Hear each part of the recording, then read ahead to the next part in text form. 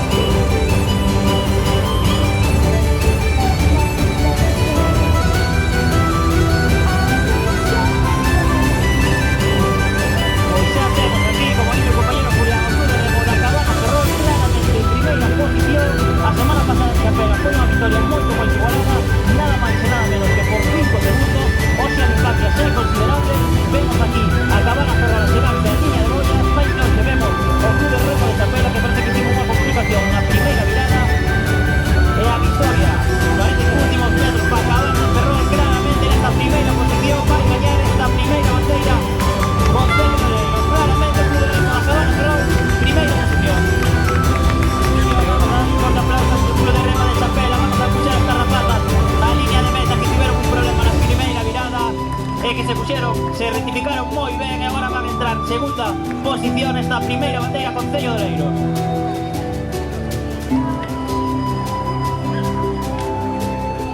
Aí as vemos chegar, forte aplauso tamén, moi boa regata.